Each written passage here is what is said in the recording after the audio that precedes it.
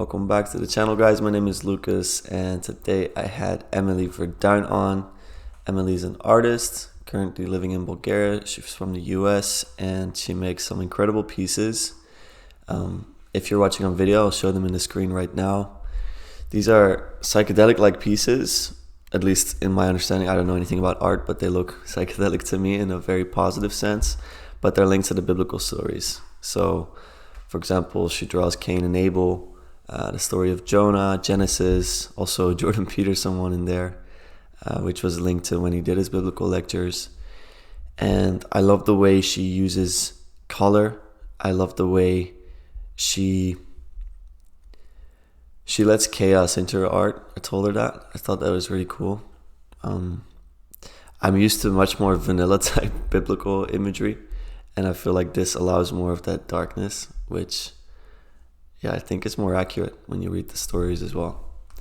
So I was really excited to speak to Emilee because I'd learned about her through Jake Roque, who I had on the channel a couple weeks back or months, and he's got 4 of her pieces at home, and he showed me 2 of them, and I thought they were awesome.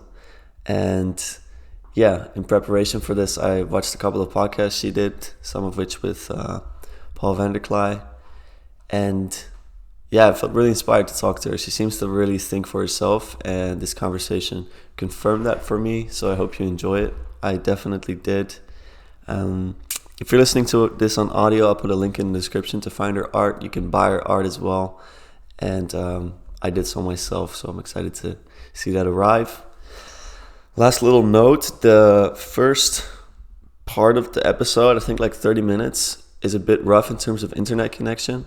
So I'm going to try to edit it to make it a bit smoother. But perhaps if you listen to this a little bit sped up, it flows a bit more nicely. But the connection did get better in the end. And we'll continue this conversation at a later date, which I'm excited about. But without further ado, here's Emilee Verduin.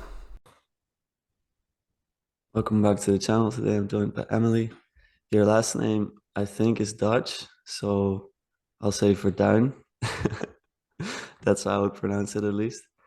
So I spoke to Jake Roque a while back, and he had one of your pieces in his room, which I thought was He 4 had pieces. 4. He had 4 4, yeah. pieces. Yeah, he showed me 2, actually, now that I Yeah. remember. Um, and I thought they were really cool. And he said that you'd been on Paul's, and I know Paul a bit, so I decided to reach out. And first, when Jake mentioned you to me, I already looked for like conversations of yours, but I couldn't find them because I wasn't sure what your name was spelled out. I think we may have been frozen. Yeah, all good.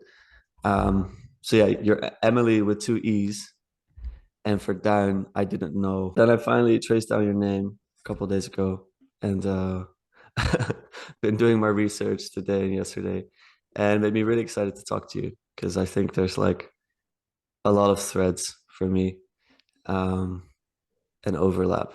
So, that's the plan today. Now, you've done a lot of your story already on different channels, but I think a lot of my viewers won't be as familiar. So, if you'd be willing to share a bit about your story and how you got to where you are today. Sure.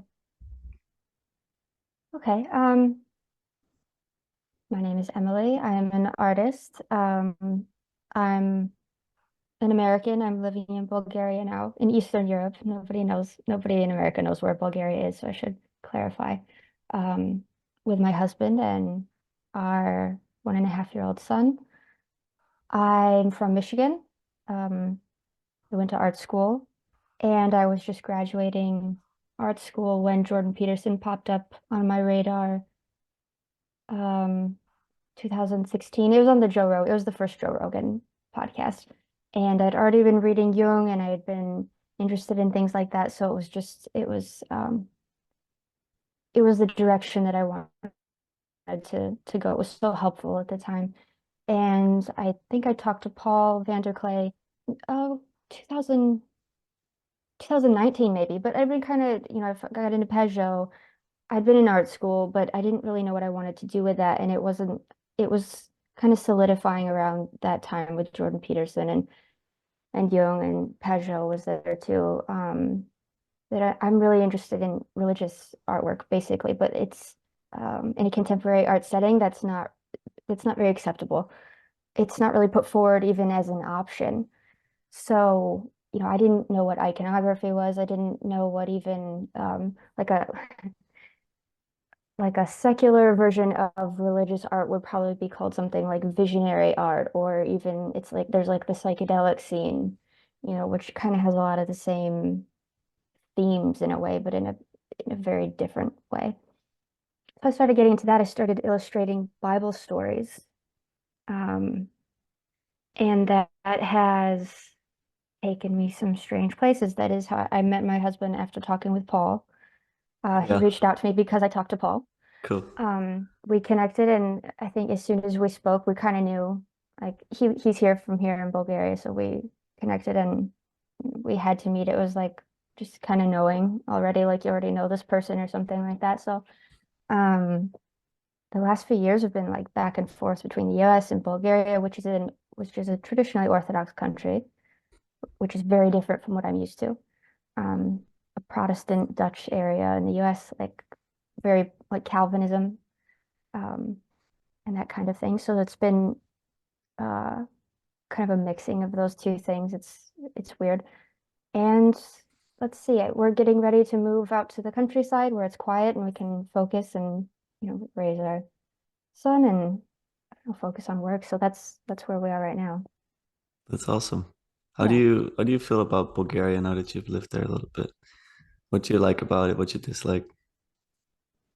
I like that it's very different. Very different. I like a lot of things. There's things that I don't love. I don't love the well, probably what everybody doesn't like the old communist style buildings are so depressing. Oh, it's awful. Um, but the churches here are beautiful. I'd never been in a church that really felt like a church. Mm, And there is a tradition here. There is a culture that's still more intact than other places, maybe more Western places. yeah. This is kind of the edge of the West, really. So there is a traditional culture, and it's not have it doesn't have to apologize for itself, which is nice. And just getting in touch with that is really great. I kind of feel like where I'm from, things are just they're not even on the ground. It's like it's it's so off in the clouds almost. It's not really touching reality, and things here just feel closer to the ground. Um, and so I do like that. I think it's easier to be creative in that environment too. It's Hmm. not so tense. There's this underlying anxiety that I feel when we went back home and visited, and I just like, oh, it's so tense here. Everything is there's just under the surface level this anxiety bubbling, and I don't feel the same kind of thing here. So I do like I do like that a lot. Yeah. Refreshing. Yeah. Yeah, that makes a lot of sense. I've been trying to move to that direction myself. So not linked to a particular place, but let's say mind state and relationship with environment to be more connected and less Hmm. off the ground. Um, Yes. how do you It's relate? difficult. Go ahead. Yeah, Oh, sorry. It's a difficult thing to do when you're in the middle of it. yeah. And how does artistry fit into that or being creative? Is that related somehow to this rootedness and connectedness for you? Yes. Yes, totally. Like completely. I think that in the past, some things that I would make, my state of being, my state of mind was also very tense, very anxious. Something feels wrong and I don't know what it is. And trying to create in that mode where you feel tense, there's an anxiety or a need to control or not allowing spontaneity and openness to something else because I've learned over the years it's not really, I'm not in control of creativity. It comes and it goes and it does what it wants. And if I can set up the proper environment for that to happen, it's so much easier. And I feel better and I feel like it's happier with Yeah. me, and so I'm trying to move in that direction to because when things feel more connected, otherwise it's coming from this strange place. It's coming from a place that's it's mixed up in something else, it's twisted. Um, Trying to pay attention to that all the time and let it flow naturally if I Yeah. can. I'm gonna try something with my I doors. hear you. Do you Okay, see this big door right here? I have an intuition that that might yeah, be an obstruction, so I'm just gonna see what happens if I slide them open, see if something gets better. sure. But I can follow you thus far. Okay, we'll see Expecting about that. perfect internet right now. That's what I'm expecting. Yeah, cool. That's an awesome answer and something I will listen back to and try to like incorporate because I feel like I sense the connection between the two, and I like to learn things to apply them to my life. I'm not particularly artistic, but I like to create things. Mhm. So, so that'll be cool. And I'm in general speaking to you not right now. I'm feeling inspired to speak to more artists because I feel like you guys have something, well, a lot of things that I can learn from. So yeah. I'm actually curious about your personality if you're willing to share a bit because I've been like I like to guess people's personalities usually. Um, and especially if they've done the Peterson thing, I feel like it helps me understand them because I like the big five. Yeah, It makes sense to me. Are you yeah, me willing to too. to share some of your scores? Sure, if I can remember All right. correctly. I can remember some of them. Okay, so I'll just lay it out for people at home, just the five ones. So we Mhm. have neuroticism, conscientiousness, openness, agreeableness, and extroversion, I believe. And then they're subdivided, of course. But yeah, I'm wondering about the openness first, I guess. Um, Openness was, I think, like 96 percentile or something, like all the way. Yeah, Yeah, it's just all the way there. yeah, yep. All the way open. Mhm. Chaos. What's the next one? Yeah, Is it whichever. neuroticism? Yeah, neuroticism. I think I was kind of in the middle. I wasn't very high, and I also wasn't extremely low. I have a feeling that now, if I took it, it would be lower. I think when I took Yeah, it I a heard you few say like that. then, yeah, I think it would be because Yeah, I remember being like in a very tense place then, and I just don't feel that way anymore in general. Um, let's see, what's the next one? Agreeableness. I'm pretty agreeable. I'm more agreeable than in the middle of that. I yeah, think it was I can't remember how they do it. Is it something like maybe 75% yeah. or whatever? I think probably fairly average for women. What was the next one? Um, Extroversion, and then we have conscientiousness. right. I'm very introverted. Not as much as I am in openness. It's not quite as high, but something like 85% or 85th Yeah, percentile or however yeah. they do that. Conscientiousness, not that much, like 20, Okay, maybe like 20th percent, not very conscientious.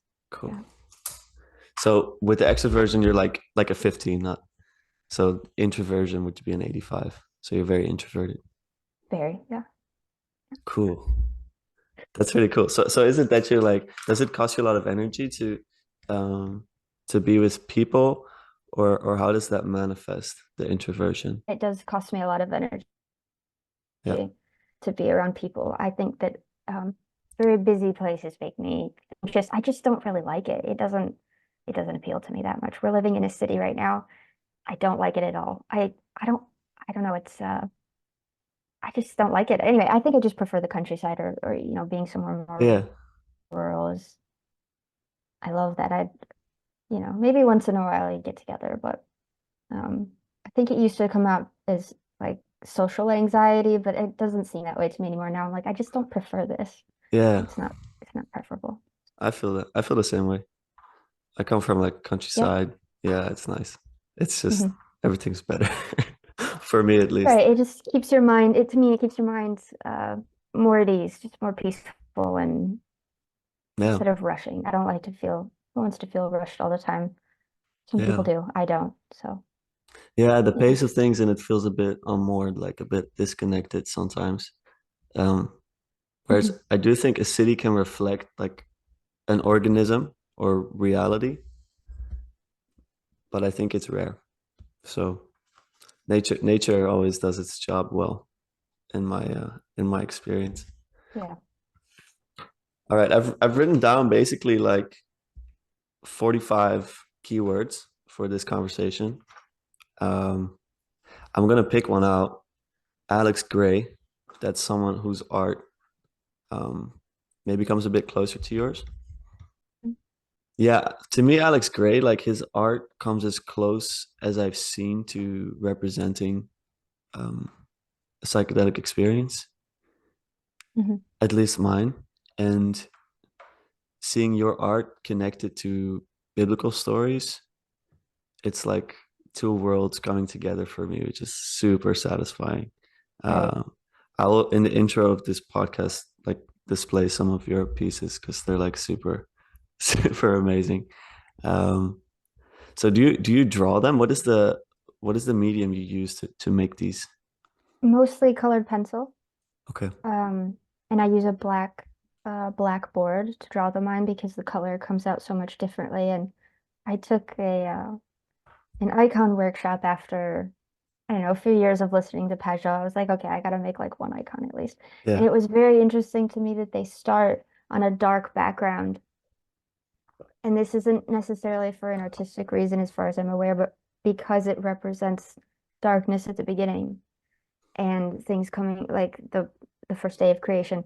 And I thought that was great. So so I like that sort of adding this symbolic process a little bit into the piece. Um, yeah, so mostly I draw. I wish I could paint better, but drawing is what works for me. Yeah. And yeah, Alex Gray was a big influence more at the beginning. His stuff is, I mean, he's kind of like the godfather of this of that genre, maybe almost, you Yeah. know. Um, but I didn't like that that style is only representing psychedelic experience with a lot of Eastern Yeah. influence, which I was like, why are we not making, something Western? Like, is that not Yeah. allowed? Can we not do that? And also, not every uh, experience is psychedelic. I mean, you can have mystical experiences sober, Yeah. which can be just as profound, but there's a visual style that comes along with it. So I started with that because I took acid in college and that, made sense and that was exciting. But after a while, I'm like, I love this style, but I don't want it to be just about drugs or Yeah. a substance, maybe drugs is the wrong word, but a substance, something else. So Yeah. I did incorporate that into the kind of the direction I went, which is probably a little bit more traditional, just a little. Just a little bit. I'm wondering Just a like little. what I say that because I feel like it's traditional. yeah. No, but it's super It cool. doesn't really look traditional though, maybe. No, Yeah. exactly. That's what I like about it. It's like so when I had a psychedelic experience, I saw the things I saw with like my mind's eye and I was like, well, this is not what I grew up with, the Bible stories and the images and stuff like that. Let's see if I still got her. Check, check, check, check, check. Yeah. Hey, Did you get it? I didn't hear You any of it. didn't I'm hear any sorry. of it. No. That's all right. No, it was that when I experienced what I saw, it was nothing like what I grew up with in terms of the imagery. So it made me kind of want to reject that. Hmm. So I spoke to my parents like, well, this is not the Christian God or the Christian imagery that I was expecting. And so I was wondering if people do see that some of them while they have this experience. I wonder how much like my expectation of an experience like that shapes it and whether like my rejection of my Christian heritage at the time like made me not see any of it. And then on top of that, what is the question I had? Um, well, it's not more of a comment really that I find it really cool that you go beyond the image of, let's say, the stories, and you create your own image of the story. So you don't interpret an interpretation of a story, if you understand what I mean. Like when I look at your Cain and Abel and your Jonah, um, like it looks like you read the story and we're like, I gotta make art of this, and not like you looked at art of it and then I gotta reproduce it somehow. Like I feel really connected to that source. Um, so yeah, there's a lot Yeah. there's a lot packed in Yeah, there. there's a lot there. So what I started doing then, maybe 2018, something like that, I wanted to do Bible stories, but it was I needed to feel them because I had grown up in a Christian household more or less, but after some time I couldn't feel any of the story. It didn't relate to me at all, and that really bothered me. Um, and so the images are not really like a literal representation of something. It's more like a process or um, a symbolic, like it has to, symbols can, they translate across things. You can see something, and because of symbolic expression, you can resonate with it, right? So it's not literal, it's not a literal scene that you Yeah. didn't experience. And that was important to me because I wanted to get into the story. And so when you meditate on a story for months with the images and the patterns, and it starts to invoke those patterns with you. Yes. And that's what was so interesting to me because I was like, why am I disconnected from like the root of everything? Why doesn't it feel alive? So that kind of brought it back to life for me. That's And amazing. Yeah. It's realizing that we're part of the story. yes, That's right. We're still in the story. It's still going. And because otherwise I don't know what the point of this is. Like it's it's it would it disturbed me to be like, I don't know how to relate to this anymore. yeah, Like, I think it's correct the way you're doing it, because we grow up and we almost get taught history lessons with the Bible, you know.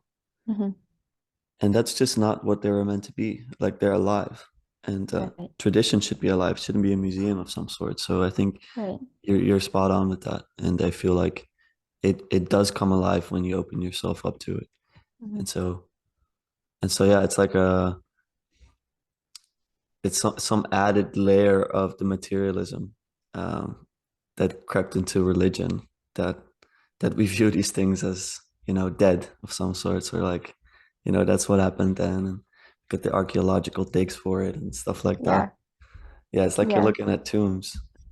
No, right. That that's was the first thing I tried to do was to read about the history of Christianity to see if that would make it make sense. yeah. Because that in a more like in a secular fashion that made sense to me, but I started to read about it and I was like, this makes it worse. Yeah. I don't this isn't helping.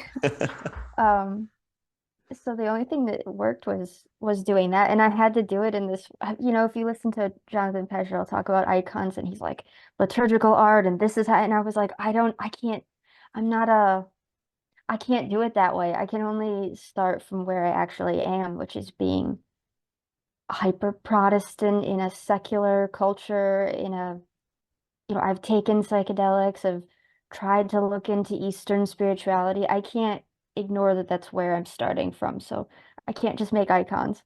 Yeah. Even if I want to. I'm not I'm not Orthodox. I'm not from an Orthodox tradition. So that's not gonna, I would feel like it was lying or something like that. So Yeah, I it's feel kind of, you. they're like heretical icons or something. I don't know. For me, it's like a meditation. So Yeah, no, that makes um, sense. One yeah. thing I wrote down for you was chaos, which I like. I have a lot of that myself, like a controlled chaos, um, that I see in your work. You allow more chaos in the art, I feel, than I'm used to. Um, but you structure it beautifully. I don't know, it invokes a lot of things in me when I look at it, where I feel like life is very chaotic, Mm. and would you say you're also comfortable, perhaps more comfortable with chaos than the average person or artist? Probably. I think based on my life choices, chaos has become kind of the norm. Um, I don't know if I would say I'm comfortable. It's just that I don't, it me I must be. I don't know what else could be happening because I feel uncomfortable a lot, or at least I have for most of the time. Um, but if you don't let chaos in, I mean, everything stagnates and it gets really boring. Um, and I can't, I think boredom is worse than chaos Yeah, for me because um, you have to let things in that are new, and that's very chaotic and troubling. So having a being able to deal with the negative emotions that come with chaos and with the chaos, I guess, is important, especially right now. Everything to me feels chaotic, like in general in the world. So if you can't go with it, I mean, you know, kind of learn to swim a little bit, I think, because this everything feels chaotic. yeah, that's definitely the modern age and Yeah. like I think reality in general. I And think we've it's ignored chaos for too long, maybe, and that's like why why this is kind of going. It's there's been too much solidification. mm, So I would yeah. say that, of course, but Yeah, no, I understand. yeah. I think for sure that's like, if you think about Jung and the time that he grew up in, um, like that felt really rigid. I think like the early 20th century. But I think that also leads to some sort of an explosion Hmm. um, of chaos. And I think the ideal spot that we want to be in is like learning to deal with it. So to Hmm. not deny it and to not let it rule us, but to yeah, to dance with it a little bit. Yes. I feel like in preparation for this, I also tried to revisit what I felt like when I took psychedelics, which I only did once, and that came back as well, like the unknown, the chaos, Hmm. the unexpected, let's say, and then dealing with that and letting go. That Hmm. that is really difficult. Like I kind of noticed that I hadn't been there in a long time, like really, really letting go. And about letting go, if that's something that's like active in your life and if it's essential I think it's to live. essential. Um, I think it's I think it's essential to be alive. Um, yes, I think when we try to hang on to we have a lot of expectations and it doesn't have to just be psychedelics, because that will open you up to something you couldn't have possibly imagined. You have an experience of something you couldn't have imagined how you would deal with something so strange and you have to relax. But even in everyday life that happens all the time. I think as I've gotten a little older, it used to like be with me all the time, this trying to hang on and control something, to want things to go a certain way, to say this is how I want it or this is how it should be. And I think now I see that the less I do that, the better things, the more smoothly things go because my expectations are never on point and I don't actually know what needs to happen. And if I'm doing that, I'm getting in the way from whatever reality is trying to unfold in front of me. And I'm just getting in the way. I'm just making a mess of things. Mm, So I think learning the attitude of letting go has been important, difficult, but important.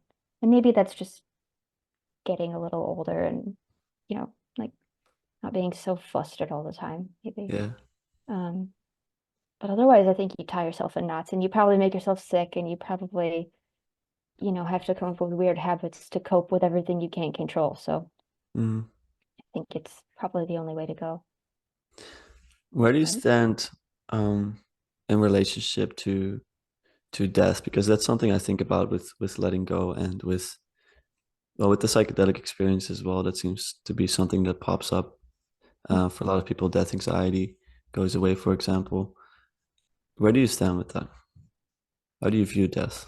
When I took acid only a few times. I didn't have like extensive use, but first time almost nothing really happened. I mean, I saw some weird shapes or whatever. But the second time I had this sort of a more mystical state, I guess. And after that, I was not afraid to die at all. I just knew it would be fine, I guess. Um, I feel like I don't know why. I can't explain it. It's totally irrational. I don't, it's just, you just kind of know somehow. Yeah. And I'm not worried about it. So, I mean, I still would look both ways before I cross the street, but I'm not worried about it, I guess. Yeah. But what is Yeah. what is that? What is that like knowing that you're gonna be fine? Because like I feel the same way, but I can't like I'm trying to give words to it. I was hoping you would have them because I'm listening back to myself speaking about like Yeah. what are you even saying? Right. I don't know. I haven't tried to rationalize it because I don't think it might not come from that place where things make sense, where it's Yeah. rational, where things add up in a very human way. Oh, Like, that for sure. yeah, so the feeling that I had during that experience was of overwhelming love and a sense that I was finally home, and it was somewhere I had already been that I'd never felt that way before, but I'd already been there. It was as familiar. It was the most familiar thing um, that I'd ever experienced. So it's almost gonna make me tear up a little bit just thinking back on it. It was so long ago even, Yeah. but it was beautiful. And after that, I was like, well, that's where I'm going when I die. Everybody Yeah. must. Um, and, and after that, I was convinced I'm like, that's where everybody goes. That's where we're all gonna be. I don't know if it's we anymore. You know, I don't really care because I think I think it's gonna be okay. Um, and I know that like I don't know, it just doesn't bother me, Yeah. which is comforting. But I didn't think about it too much before that. But um, yeah, that was good to know. So yeah, Nice little thing. Thank you. yeah, thank That's you. great. Yeah. No, I feel the same way. I went from oh everyone for sure, and then I was starting to think about it, and I was like, well, how would I know that? And then I started to think about like, well, that certainty I had at that time. So for me, that's like 3 years ago. In what way do my actions influence that? Um, is there a way in which I can get disconnected from that? Um, Mm, these are all these thoughts that started popping up afterwards when I started to really think about it. But I think what you said makes a lot of sense in the sense that I shouldn't try to rationalize this too much. You know, perhaps that's the wrong method in dealing with these things. Um, there's like a deep knowing that you described that I felt as well. It's like this knowing that I shouldn't try to comprehend that in my language that I use for scientific equations and whatnot. Um, see, still moving. Yes. Did you get everything? I lost you just a little bit. This is terrible because I'm so interested to hear what you have to say, and Yeah, it'll pause just at the wrong I moment. wish I was in Bulgaria for like 2 hours. Would be like Yeah. wonderful. Start to appreciate like normal conversation so much.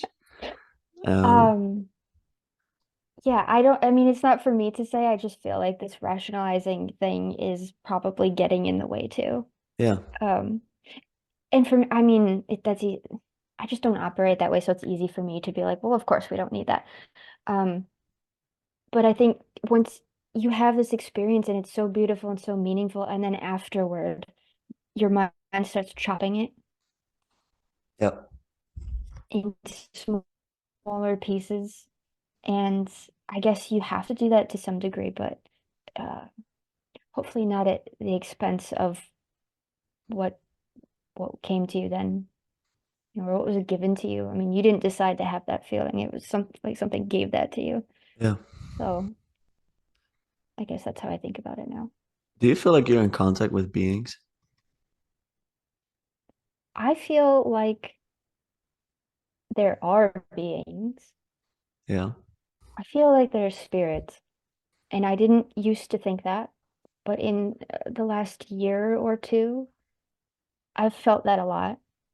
Um, it just became present. I've had a lot of dreams where something comes, and I can't see what it is usually.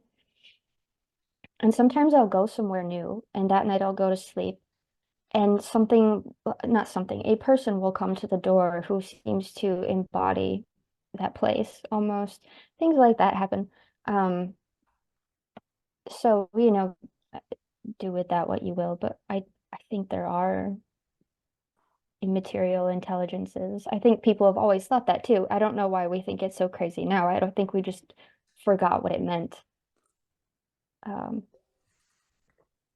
I think we forgot what it meant Yeah. at our peril, probably, because if they are there, then, just sort of forgetting about it is probably dangerous spiritually. Oh, for sure. It's like this externalizing of them as well, where I feel like we reject this idea of a material spirit or a demon of some sorts, and we think about it like something outside of us. But in reality, it's like you can be ruled by um, Yeah. What spirits do and you think demons. about that? Because I don't get to talk with people. Do you think there are other beings, other entities or spirits, I guess? I know. I think Yeah. I know. Like, I Yeah. don't. I feel probably more sure about that than like everyday stuff. Sometimes I um I feel like I know some of them. Like I with like deep intimate connection. Um, and then I mean, to me, God is real as well. So that's a relationship. But yeah, I think there's definitely beings between us and God. That Mm. like I think that is just that it has to be like that. It's like climbing up the ladder and you're just Yeah. running into a bunch of. Yeah, it just seems to be how it is. I don't. I think yeah, like before I would be much more careful with what I was saying about these things, but I trust in many ways relationship more than I do like measurement in a sense. I don't know Mm, if you understand what I'm saying there. It's like I think so. yeah, like I trust a bond that I have or like a connection that I have or an experience that I have with something else more than being able to measure if that exists or like these types of studies about I don't know ghosts or prayer or whatnot. I think that's the wrong lens to look through these things. Hmm. I think it requires a different type of looking, like a different filter on life to realize they're there. But I think they're definitely there, um, like all the Yeah. time. Yeah, all the time. Actually, I had do you know who Jacob Hirscher is? Maybe Sense Space. He has that channel. I just Maybe. listen to him and you talk and Hannah. I Okay. think yeah. Yeah. Okay. So it was after I had spoken with him. It wasn't a conversation, I don't think, that was published, but it was him and a couple other guys. We were talking about psychedelics and Christianity. And I remember afterward being frustrated with the conversation because I felt like we couldn't get anywhere. I felt like there was more to say, and there was kind of this speed bump where we kept going in circles. And it wasn't anybody's fault. It just seemed to be the way the conversation was going. And that night, I, I had a dream that the world was like glitching, and behind this sort of veil was spirits everywhere, just Mm. autonomous there all the time. And I was like, maybe that's why we can't talk about this. Um, Maybe there's certain things that don't want you to talk about that, especially with something Ah, like psychedelics. You know, you know how if somebody uses a certain substance a lot, like in particular like weed or something like that, some people use it a lot and then they will defend it to the death. yeah, It's yeah, good for everything. Or like, if you're into mushrooms, you're like everyone should take mushrooms yeah. and it kind of like that has colonized you. You are now its mouthpiece. And that thought struck me. And I was like, I had to start looking at everything in a new way, but then it just started to become more apparent.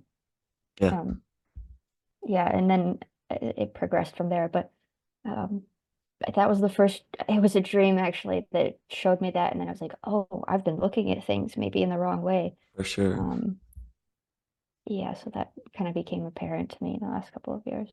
That's cool. So do you think that's now like more of a it's like a closer it's realer than the last view you had of reality. So you're getting closer. Like you got a new lens on it of some sorts, a new lens on reality that might be more correct. I think so. Yeah. I mean, it seems to make more sense. I think the previous lens was just sort of inherited Yeah. culturally. Yeah. Um, it didn't have a lot to do with my experience, what I'm actually experiencing. It was just sort of the automatic thing. So yeah, it seems that way to me. Um, and I'm gonna run with that until, I hear differently. Yeah, But exactly. yeah, Uh so you mentioned dreams multiple times already. Do you like remember your dreams a lot? yeah, yeah. That's a big deal for me. I usually dream every night. Um, it's often informative, not always.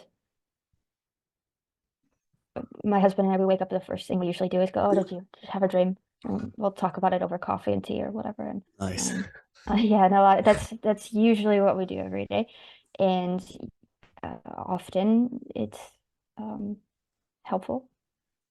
And sometimes, and in the last few years, it's been more direct messaging. I get a Okay. more direct message from the dream, telling me things. So I don't know what that's about, but it's been helpful. Cool. I think the longer you focus on that kind of thing, the more it makes sense. Yeah.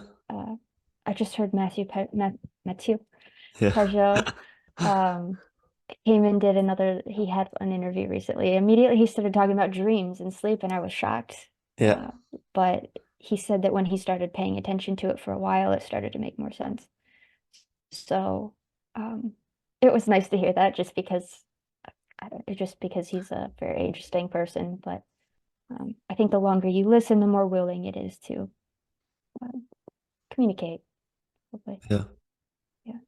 Yeah, I feel the same way. I'm like, I'm really curious to see what he does with his book because right now he's like, yeah, people will understand dreams when I write my book. I'm like, okay. Yeah. He's so funny because he's having this real experience. He's like really in it, you can tell, and I'm like, well, should somebody tell him about Jung or about, I mean, like this, Yeah, yeah. it's so funny, but he's having a time, and I'm glad because it comes with a lot, but I think we should just, yeah, I saw it too. yeah. Cool. I think we should just let him run with it and like see what he Yeah, finds. of course. Like you But go it's ahead. just so funny because he's like, I don't think anybody's thought about this. And I was like, I think maybe like a few people have thought about it, Yeah, but whatever, like not in this new way, maybe. So um exactly. yeah, it's great. I'm excited to read that.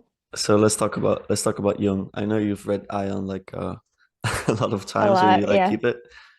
Tell me about your relationship to Ion. I've heard interesting things from you about that. Um hmm. I kind of blame that book for a lot of the things that happened. I read that when I was about 20, I think. I had no idea what I was looking at.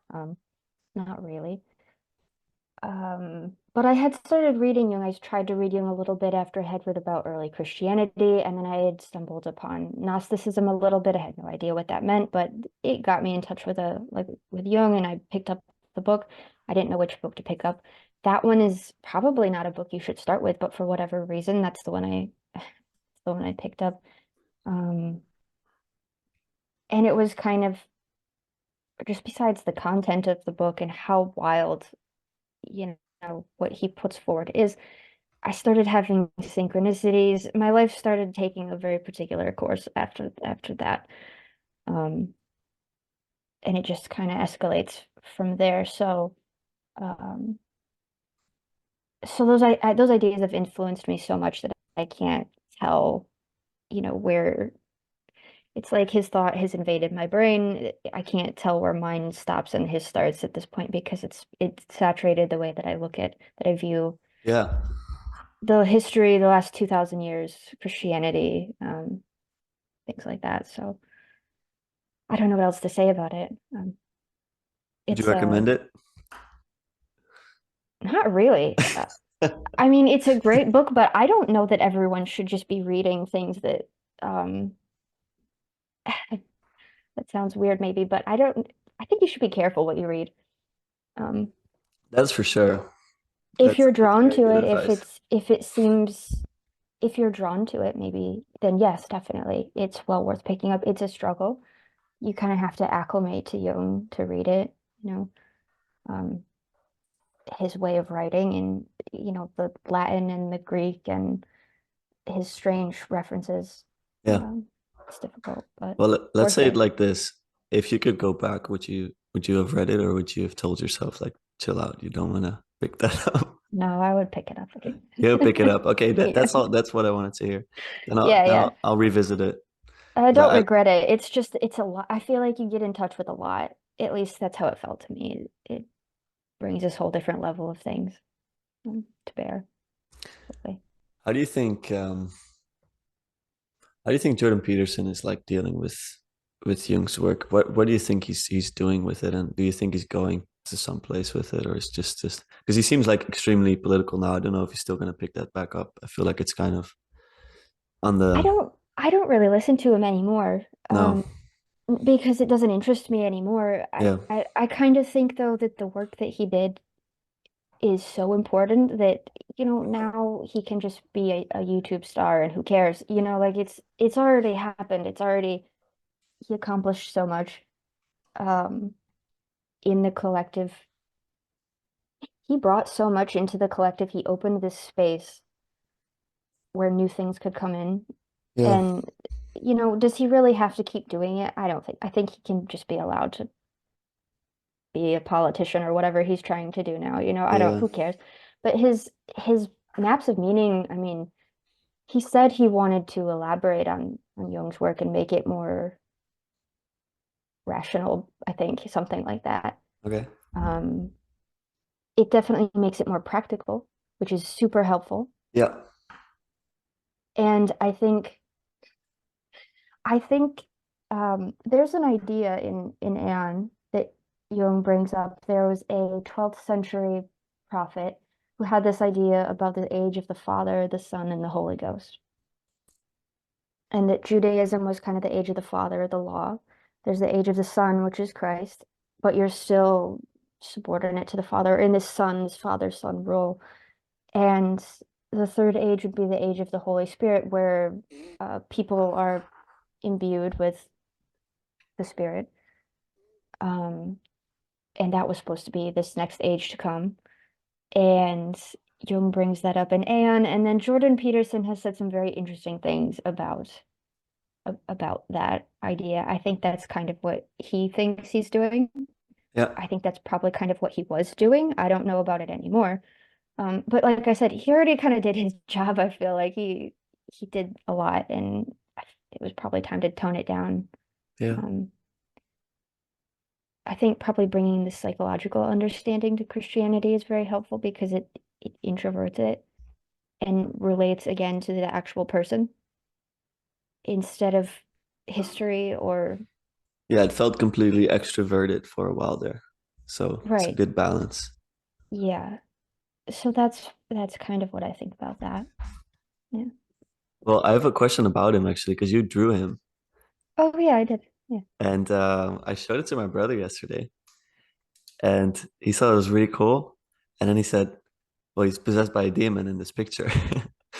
And I was like, "I'm not sure if that's what you meant by it, but like, I'll show it on the screen right now. I'll try to remember and timestamp this so people can watch along. If you can't, Mhm. put a link in the description for audio listeners. But yeah, what is the idea? Because he has got snakes out of his mouth, and he's green, and Yeah, well, I drew it a bit after his most exciting point, which was probably the biblical lectures that time, was he was totally possessed. I don't know how you for could sure, imagine that he was on fire. Everything he did just exploded. It was weird. And he had this sort of magnetic thing. It was like you either were really attracted towards what he's doing or just repulsed. That was weird. yeah, Um, and yeah. he That's a good point. was That's a good point. totally, yeah, and he was totally um it coincided with this weird cultural thing. It was like Trump had just come up, and there Yeah. was, to me, there was this shadow, this collective shadow just came up, and people were either drawn towards it or against it. There was many different facets of it, and he looked totally possessed, driven like a maniac. Um, and he was acting like a prophet. He was telling us what was wrong and what we should do, especially younger people, because he has this very fatherly thing. But um, I mean, like when a prophet speaks, not Peterson necessarily, but a prophet, it's chaos. That's what comes out. So that's why there's water and there's snakes, and his eyes are rolling back in his head in like ecstasy or horror, Yeah. whichever you care to think of it as. But that's how I saw him at that time. It was so exciting. I'd never seen anybody behave like that before. Um, so I was really excited about it for a while. It kind of died down eventually, but it was when it was happening, it was like a lot was happening. And then personally things were happening too. So it all felt very um it all went together for me. Yeah. Do you think the Pageau brothers are also like prophets in that sense, or like to a different degree? I think it's different. I think that I think it's different, but not dissimilar somehow. It seems almost preordained with them. It's like, if you read, like, if you look at the church fathers, things like that, there'll be like a bishop or a something, and then his brother is also, Yeah. it runs in the family sometimes. Um, they almost seem like a reincarnation of something. I don't know. I had a I had a private conversation with Pageau a while ago, and I don't think he would. I, not that many people would watch this probably, but I don't think he would mind me saying it. It wasn't like a secret thing, but he said that he wanted basically to be like a medieval Catholic. That was what he wanted, but Orthodoxy was the closest thing. So that's why he became Orthodox. And he Ah, said medieval Catholic, and I just was like, oh, it's all it all adds up. He's you could see him as like a medieval French Catholic, like making icons or working on the cathedrals or something like that. It's like he's like that, but he's like plopped in the present time. yeah. That's what he looks like to me. So he just God almost was looks like, like, you gotta do some stuff here. These people are a little confused. yep, we're throwing you from this time to that time and Time to confuse them even um, more, and then yeah, that's like what he did. That's yeah. cool though. How is that speaking to him? Um, I was in a really nervous place at the point. I was telling him like I'm going to Bulgaria. Should I be making icons? I don't know what I should do. Um, I was looking for advice basically. I was like I want to do this kind of work, but I'm probably not going to be like an icon carver or paint icons. Um, it was fine. I don't know if he really knew what to say to me. I just didn't I was trying to find somebody who could relate Yeah, to what I was going through, so yeah. it was interesting, but I was probably in too much of a nervous state to be uh, to have the state of presence of mind to really have a good conversation with him. Um, I kind of knew that I didn't want to do icons necessarily after that, but Yeah. um, I don't know. I was just looking for like somebody higher up on the chain to tell me like how should this work, and I couldn't find that, so I tried, but It's the difficulty of walking unorthodox paths. You don't have a lot of predecessors. right, there's nobody ahead of you, Yeah. so there could be a cliff, could be fine, we'll see. But you feel a bit more steady now. Yes, definitely. I think things just kept unfolding. It just seems you get confirmation every once in a while, like this is the way to go. We're still going that way. So kind of got started and it was bumpy and it keeps going. So Mhm. yeah. How is the language actually like Bulgarian? Is that something you're trying to pick up as well? I'm picking it up a little bit. I'm not great at it, to be honest. Um I have a hard time with it, but Can imagine. we don't do so much different languages in the US. I think I learned a little bit of high school Spanish, but it's not emphasized at all, like picking up new things. I'm bad at it. I'm very American at it, but Hmm. I'm working on it because, I need to be able to go do things on my own. And, for a while, it's like you have a baby in a foreign country. My husband and I go everywhere together, so it's not usually too much of a problem, but I'm working on it. you know, Bulgarian, I think, is going to be like a that's a big hoop, you know. Like if it was it's French or something, very it's a bit different. closer. Right. I think if But it was definitely, something closer to like what is it, the like Italian, Spanish, yeah, French, something like that, it would like the probably be Latin. easier. Yeah, this is a different alphabet and everything. Oh So yeah. it's a big, yeah, it's the what is it, Cyrillic? Mm-hmm. So Yep. quite different. I can read the letters now, but I still don't know what most of them mean. Yeah. It's something I have to work on, but we just kind of got permanently settled here not that long ago. So now that I know that we'll be here and not in the US, it's time to Mm. do that. Push your We roots weren't down, sure for a long time which country we were going to end up in. So, and you um, decided on Bulgaria. hmm Mm. yeah, it's easier for us to get established here. And Yeah. the houses in the US right now, they're everything's so expensive and Yeah. chaotic. So this seems good to have, with a little guy and everything. So A little dude. yeah, How is it for your family to like to have you in Bulgaria? I don't think they like it too much. Mm. That's what I hear from them. Okay. But what is it? I think my mom says I'm very stubborn, so they don't really try to talk me out of it exactly. Like they know Um, with you that like when you have a I path get you want to set on go on, things. Yeah, you're gonna go on a path. yeah. But at least there's FaceTime, there's Skype, there's we can at least keep in contact now, much easier than how it would have Mm. been in the past. So there's that. But Yeah. yeah. Cool. Yeah. I wanted to go back to dreams a little bit.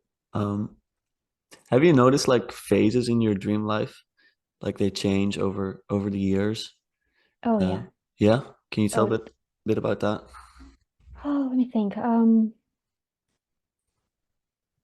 There's definitely phases. I'm trying to think of a good example. I know for a while I dreamt about bears all the time. That was the thing. Why bears? What's going on?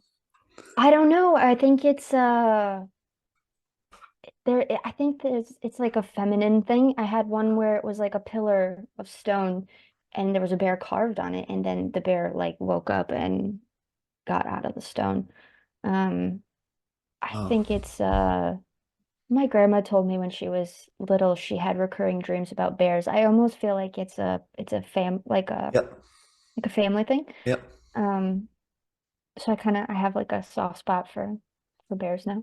Hmm. Um, there It's not was like a the bad bear bear phase like for they're. a bit. What's that? It's not like a bad bear like they're chasing you. It's like a nice.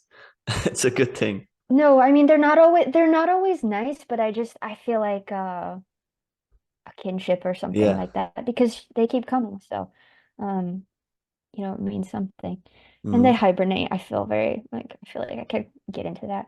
Um, Yeah, it'd be yeah, nice to. the last year or two, there's been a theme of spirits coming, and it's something touches, I can feel it that it's there, but I can't see anything. It scares me. Mm. Um, but I don't know if that's because it's actually scary Yeah. or if it's just that I don't know what it is. So, um, and I've had more lucid dreams in the past couple years, not on purpose. I'm not trying to. It's just I wake up in a dream, I realize I'm sleeping, and then I've had dream character like someone told me they're like, you could change this dream if you wanted to, but you're too boring. Mm. And I was so offended. I was like, what? Like, Relax. What you saying to me? yeah. And and then later when I would wake up in a dream and realize I'm dreaming, I'm like, can I change things? And I almost feel like I can push something. I can change things a little bit. And I Mm. don't know what that means. I have no idea what that means. Um, but it's yeah, and there's been skeletons, bones, this kind of baptismal thing going Okay. on in the last couple of years. So that's a thing now. Yeah. Yeah, I'm not sure what to do with that, like graves, but like bones reanimating, stuff Mm. like that. So, see where that goes. But that's been around. Yeah. Yeah. Well, I guess we'll just have to like store the dreams and wait for Matthieu to come out with his book, and then Yeah, we can like resolve yeah. everything. He'll let me know what's coming on. Yeah, exactly. That would be great. Yeah, Yeah. I write them down and there's a clear pattern unfolding and that's where a lot of the drawings, I I try to draw things that either I'm dreaming about the patterns that are coming out and dreams, or Jung had this technique, active imagination, that's Yeah. something as well. Can you teach me that? So maybe. Now, I don't What know is that it? everybody can do it. So he has this technique where, first of all, you have to have, according to Jung anyway, you have to have like a problem at the time, or you have to have something that wants to come up, Okay. which is, I've seen a lot of people talking about it, and I don't think that they have a problem. I think that they want to watch a movie in their head or something. There's nothing going on psychologically for this to be um, needed. So you have to start with a problem or a dream or something that wants to actually come up and be made conscious. And the technique is, probably you should lay down. I like to put headphones on so everything is kind of canceled out. You can focus on, You're on your back, you're flat. Okay. lay down on your bed, cover the eyes, cover the ears, kind of so you can focus inward as much as possible. And you're supposed to fix your attention on this image. Maybe it's a dream, or maybe it's an emotion or some other fantasy image that comes up. And if you can kind of quiet your mind a little bit, maybe you have to lay there and relax a little bit for a while. If you can quiet your mind a little bit and then fix the image in your mind, it will start to change. And it's very difficult at first to go like, oh, but I'm thinking of something, or like Yeah. I'm doing it. But if you stop doing that and getting in the way, it will change. And if you can follow it, and then it often seems to expand into a whole scene or a whole like a drama almost. And Jung's recommendation is that you're supposed to engage with this thing almost in this adversarial sense, like you have to Oh. argue your case and do all of that. I don't really find myself doing that unless I'm in extreme emotional distress. So what'd you do? I watch. Sometimes I ask things or I do things, but I don't seem to get in fights with with things or argue. I mean, if you read the Red Book, his thing is like he's more like poking and pushing and Yeah. all of that. And maybe that's what you should do if you're very like there's really something, there's a lot of tension, right, between your conscious and unconscious side. But if there's not so much, you can engage with it, you can ask questions, you follow this thread and let the symbols, let this thing unfold. Yeah. And when it's over, it's kind of just over. I write it down, and then there's like a clear pattern, um, usually that shows up, and that can be very informative. Like if you're the kind of person who wants to take like this symbolic inner language and try to apply it outwardly, as what needs to emerge or what needs to be paid attention to next, Yeah. something that wants to come up. So I don't know if everybody can do it because I don't know if everybody's mind is open, like visually, Yeah. I think I know what there's you mean. right, but in general, like, that's how I kind of do it. So Okay. works for me, but might be a little different for everybody. I'm gonna ask you, well, so when I found out about you 2 days ago, like properly and listening to conversations, I saw a lot of the spark that I think a lot of us felt when we were watching biblical lectures. And I feel like you kept that spark somehow. Mm. Um, how'd you do that? I went really extreme with it because at least that I think that's what happened. That time, what was going on then was very personally. Two people that were close to me had passed away around that time, and I was working on this art. I was trying to do these Bible stories, so like grief was new to me, and loss and sort of like a needless loss. And so my intensity about this, which was very meaningful, and everything else became a lot less meaningful. Like the thing, when something intense happens, you kind of find out what is important and what isn't. And doing that, focusing on that was so important. Um, and a lot of other stuff just melted away. I was like, most of this isn't significant. Like this is worth doing. Yeah. These other things are not worth doing, not worth paying attention to. So I pursued that, and I kind of I was like, it's this or nothing. I mean, I can't in between. Um, and my husband, when we started talking, he had the same thing, and it kind of pulled us together in that way. Um, Say like we're focusing on this and wherever it takes us, and um, it has to be meaningful. There's not like really meaningful, not like a little bit mixed in and like, the rest is very mediocre. It's like, I don't know. We're kind of nuts about living like that, I think, because it was like just being tired of everything else, like not being able to keep doing the Yeah. other things. Um, so I don't know. I think it just spoke to me so much more at that time. Maybe it was the right time for me to hear all of that and Peterson and what he was on about. So um, I think I just carried it with me. Whereas other people had other things to do. They were, Mm, advancing in their career, or they were having a family, they're busy with other stuff. And it was like that became um, kind of my central focus. yeah. Yeah. Cool. I feel like yeah, I feel like I want that spark, like it's nice. Like there's something, I mean, I don't know, like there's something about that time that was so exciting when you're like Mm, you want to click on the next lecture and yeah, Pageau and this and that. And then at some point, I think early this year, I was like, I keep hearing the same stuff. Like yeah, it's awful. I hear the same arguments and I'm like, guys, I feel like in an echo chamber. That's why I'm trying to switch things up on a podcast as well. I like talking Mm, to you because um I feel like you have a very unique perspective and yeah, you really think about things yourself. Whereas mm, like after a while, I feel like I listen to the podcast and I'm like, guys, we need a different medium or something. Like I need to listen to music or hmm hear, yeah, hear like completely different people. hmm Because like what you're talking about in the conversation with the people that you were talking about, I don't know, Jacob and it like you get kind of stuck somewhere. I feel like we've been stuck somewhere for a bit now.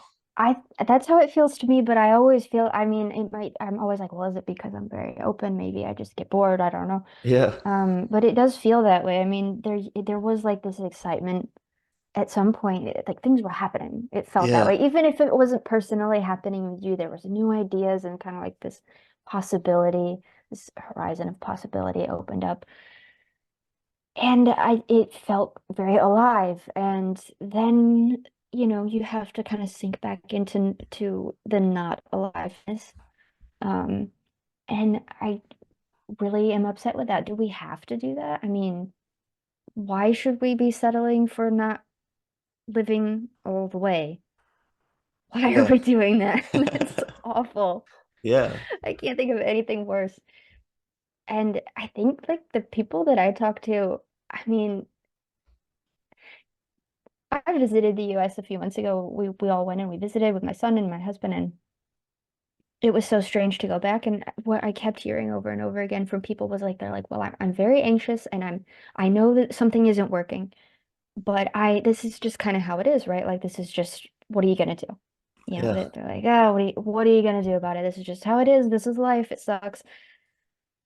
And I just I don't want to do that. Why No, are we doing that? Like you should let things go if they're making you feel dead before you are, like you're giving up your soul, like for what?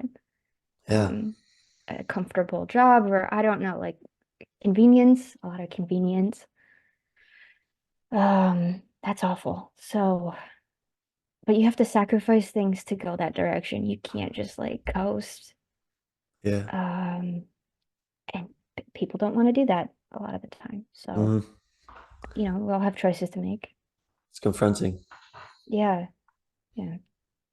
But It's I guess this. this, oh, Go sorry, ahead. go ahead. No, you go. Um, I think I just have an urgency maybe that's a little bit manic that makes me do that, that maybe other people they're not feeling it, so it doesn't quite go. Yeah, Um but I think if you feel really bad, eventually you will let things go. Like, eventually at some point you're gonna have to, or anyway, sorry, what were you gonna say? I have no idea, but now I'm thinking like Oh, that's fine. I fear like mediocrity or like being in the middle somewhere. I want to like Yeah. you know, you want to lead the, you want to be the spearhead of just exploration and discovery. Like that's just exciting. And I felt this excitement when like people's worldviews were like collapsing and a new one came in and was just, yeah, it's like this opening, this world Yeah. opening. And I feel like my world is still very open, but it's like it's looking for something. Yeah. I'm looking for something and I'm not sure what that is exactly. But maybe I'll do some of the active imagination and I'll Yeah, figure maybe. something out. Sounds like a problem. Yeah. Uh, cool. So I have one psychedelic experience, and after that, I told myself that's it. You're done. I'm very sure about that. Mm, And like at the moment of like coming down from it, I was like, okay, that was like so potent and powerful. You need to step down. You've learned what you've learned, and then after that, I started to get a little curious again. mm. Started to go the other way, and then now I was kind of like settled. I was like, I think I'm good. Um, have you felt anything like that? What is your relationship to that? Like, is it something you think about for the future, or Psychedelics. yeah, if you're gonna go back, or if it's just a closed chapter? Um, it's I don't think about it like very actively, like I'm seeking it out or that I need it or that it's required. Um, and definitely not anytime right now. I have a small child, so that seems irresponsible. Um, but it seems, you know what, I was curious just as it's just a question. I was wondering, like, a lot of the time when people take psychedelics, you hear their stories, like you're young, you're maybe, you said, I think you said you were 18. I listened to something that 18 or 19, it's just Something like really that. young. Yeah. Yeah, I was like 20, 21. People do it a lot in their 20s, in college, whatever. And you're like barely formed, solidified as a personality, then it's so like maybe that's a good thing, but also I got curious. I'm like, well, what would it be like if you gave mushrooms to like a monk who prays all day or something like that? Would he even register? Like, how would that interface differently? Was he going to get a completely different kind of experience? Like a mature person, somebody who's really, I don't know, matured spiritually and just as a person, like how would that be different? Yeah. I had that question to myself, but I don't think that probably psychedelics is too much in my future. It's not something I like. I Yeah. don't know. Doesn't Life is really. so crazy already. I'm not Yeah, sure it's that kind of adding psychedelic already. that extra complexity might not be wise. Um, Amplify. yeah, I wouldn't say like a hard no, but it's just there's so much already going on. If Yeah. you're paying attention, there's already enough to work with. I don't think adding extra is like a good idea. I don't know where I heard this story, but like I think someone gave acid to like a Tibetan monk or something. I think I heard it on a podcast somewhere. So I should look into that because I'd wondered. I'm like, if you're really like in it already, then do you even register? Or are you just like, oh, this that's the is funny thing about the story is that like they gave it to him and he's like, well, it's funny. he's yeah, like, like he's colors like, are a little more interesting or something, right? he's like, I've been there. Like Yeah, what are you that's talking fascinating. about? It's this funny thing about like Eleusis and all these people. We're like, but maybe they took like a herb there. It's like these people are tripping all the time. But you think they need some like kind of like acid? Right. They're Yeah, there. yeah, you don't this obsession with the substance in particular is so boring. Yeah, It's like, there's like you can just have an experience. I mean, that's crazier because you don't know what's causing it. So, yeah. um, It's yeah. like Joe Rogan going on about Moses. He's like, there's DMT in the burning bush. Like, brother. I know, but he has no idea about there's no under like do you know what a prophet is? Do you understand what like a shaman like there's this tradition of people entering ecstatic states of having mystical experiences and that's just gone from our collective Yeah, consciousness. It's exited.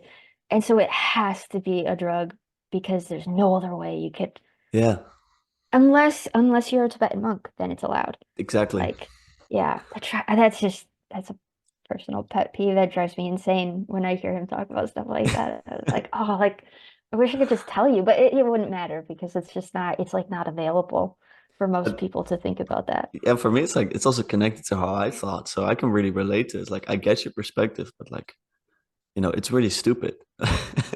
Like Yeah, I was right there.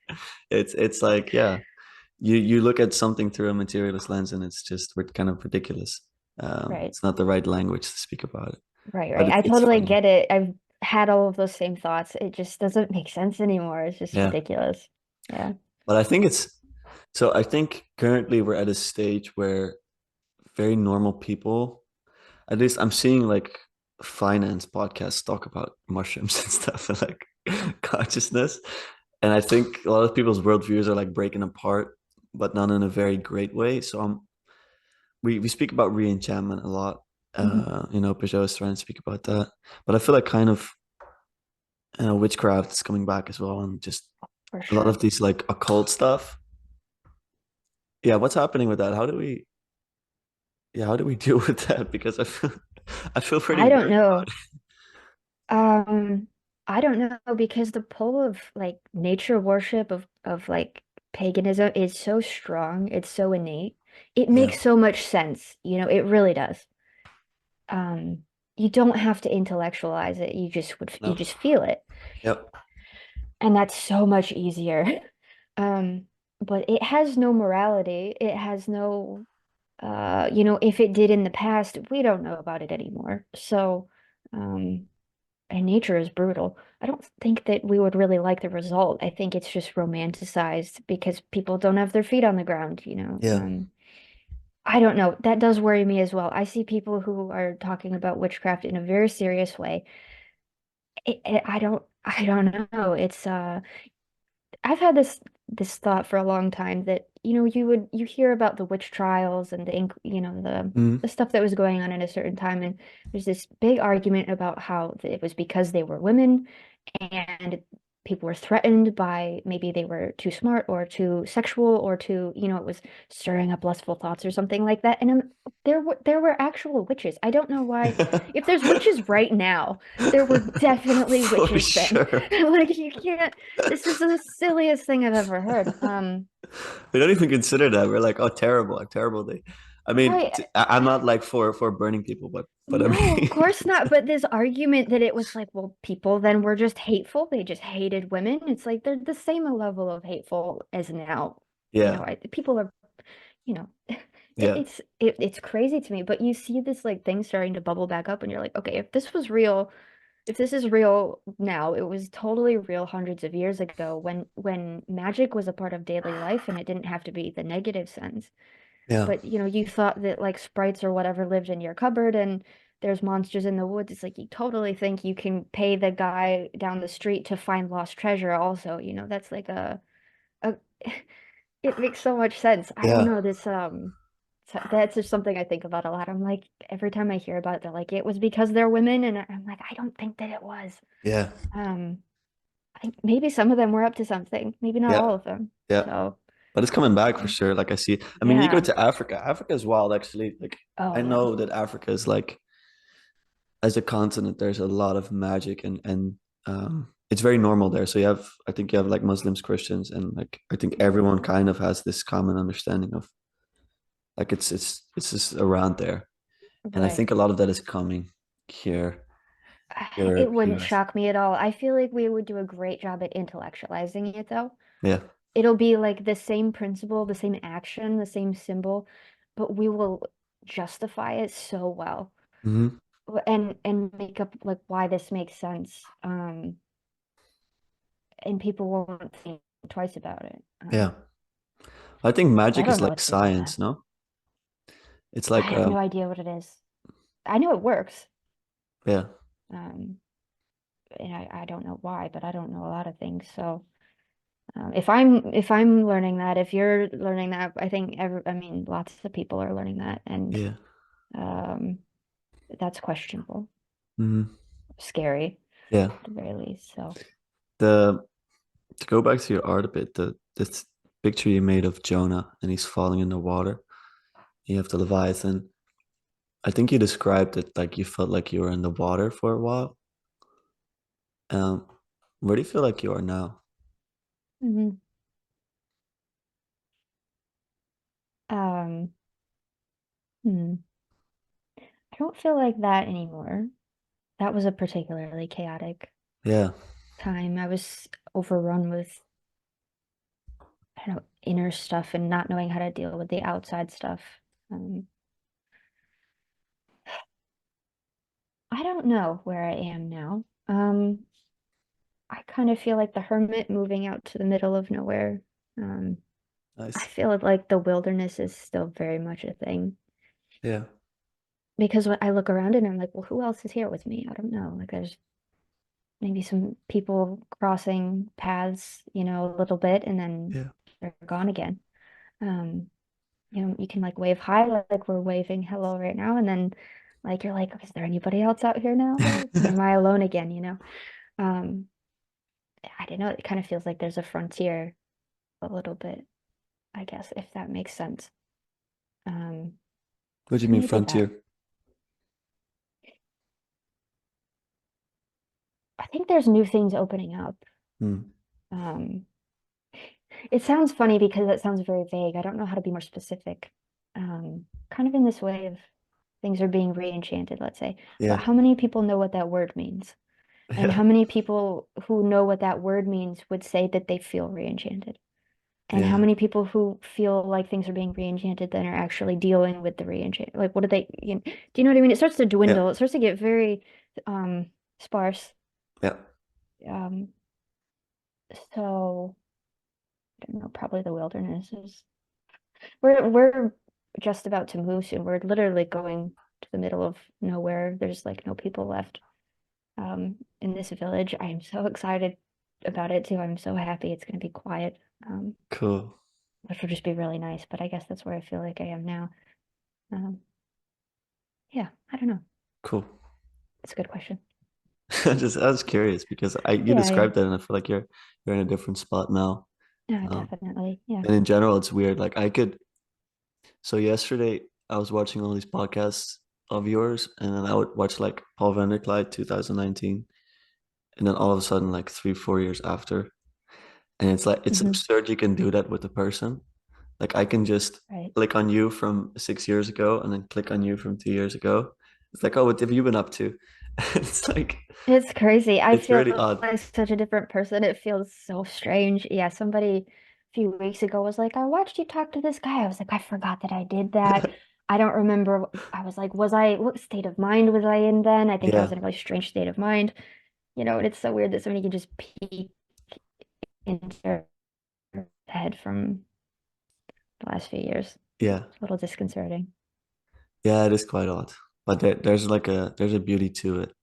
You know, these like pictures when you see someone every day for like 18 years, and you can Yeah. even see on the picture already like personality changes and changes in the way they are, and then seeing that through video and like Mhm. hearing thoughts, that's like, yeah, with me already, like because I have some videos from 4 years ago or 3 years ago, it's already very weird. It's like I don't think we're supposed to Yeah. see that of ourselves or like or even of No, others. I don't think so. It's kind of like, I mean, in general, like videos, and I think it goes a bit far, technology, it's going a bit far. A bit. We're Yeah. going we're going a bit astray with this stuff. Yeah. But I this feel like antagonistic towards technology right now. I mean, I'm going to keep using it, but I also am like very mistrustful all, mm-hmm, you know, mm-hmm. getting Yeah, I more and think more we that should way. like put a line somewhere. It's like, okay, this is cool. This is like, no, it's Hmm. dystopian. Feel a bit weird about that. Yeah. Um, but I like the possibility of speaking to someone across a continent, and like that feels kind of connected. You know what I mean? Yeah, I mean that's great. I met my husband that way. I mean, you can't say it's all bad. It's a lot of it's great. Um, Ah, but it's so very weird. you're actually the one of the few this little corner marriages. Hmm. I know one more Yeah. now. So I know two this little corner marriages, both with a baby.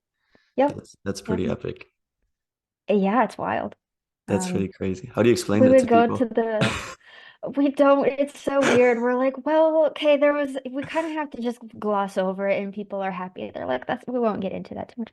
Um, because nobody knows what you're talking about. Like if you were to say this little corner to most people, they're gonna look at you like, what are you talking about? So, Yeah. or even you could say Jordan Peterson, they might go like, oh, I think I saw him like on Fox News or something like that, right? Like a clip, Yeah. or whatever. But It's pretty, um yeah, it's pretty rough. it was that it was hard to explain to my family like what was going on. I'm like, this is important, and they're like, oh, she's losing it. It's Yeah. no, this is really important. This is Mm-hmm. what we're doing. Um, yeah. So, but we did go to the meetups. I don't if Paul Vanderklay started these meetup groups, and I had gone to them initially, and then this last time we visited the U.S., I brought my husband and my brother goes, and um, most people had just kind of wandered in recently. So then we're like, this is why we got married. This is like our whole, and it was people were like, oh, okay. Because that energy that was at the beginning It's was not here. so fun. Yeah, it was gone. Now they're like, Yeah. it's very different now. So it was pretty funny.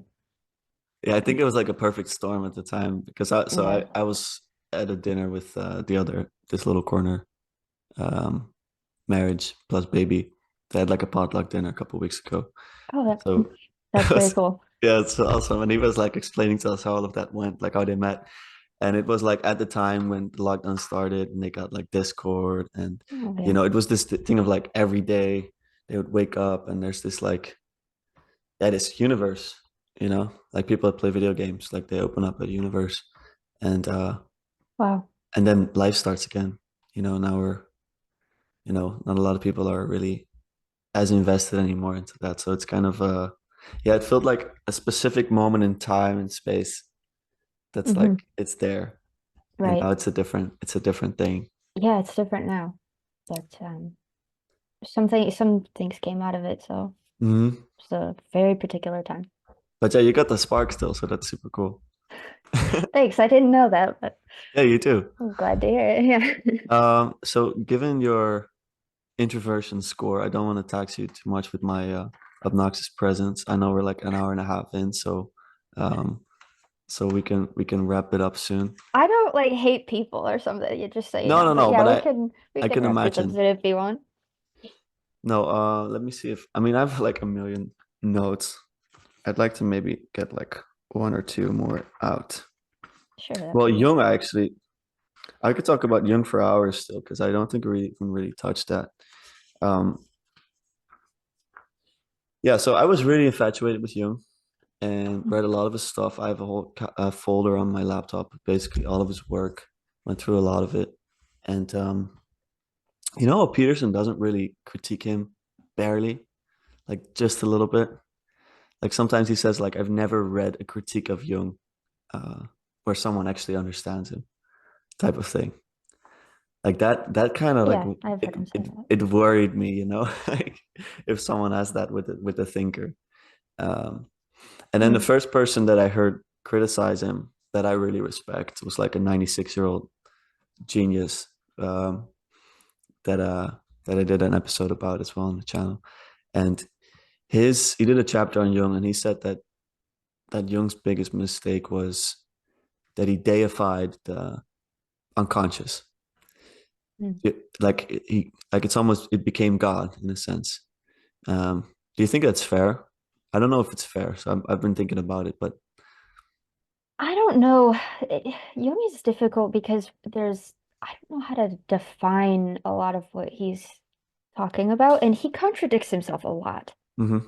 Um, he's kind of, I feel like he's rolling with it all the time and nobody's was keeping up. So he's just kind of spitballing. It's like today I think this and tomorrow, or 10 years from now or 30 years from now, he was maybe talking differently. Or I think depending on who he was talking to, um, he'll frame things differently. So I think that's probably fair. The unconscious being an approximate to God.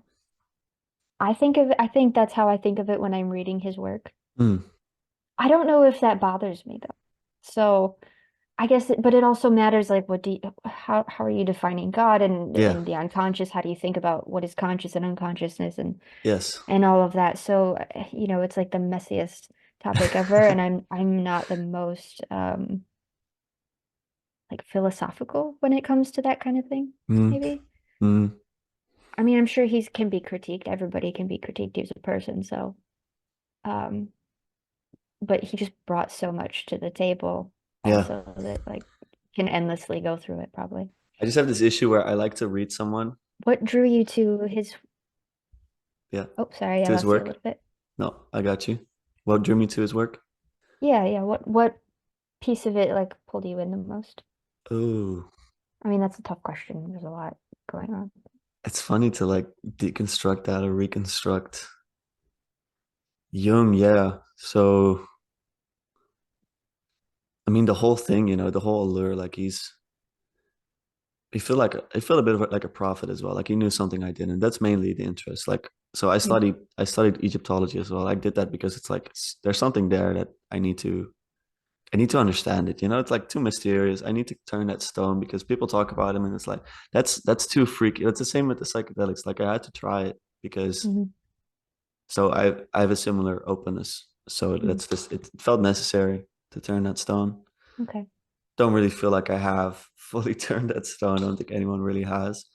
But yeah, extremely attractive because he just Mhm. and the visual aspect to it as well. Like I have a lot of dreams as well that I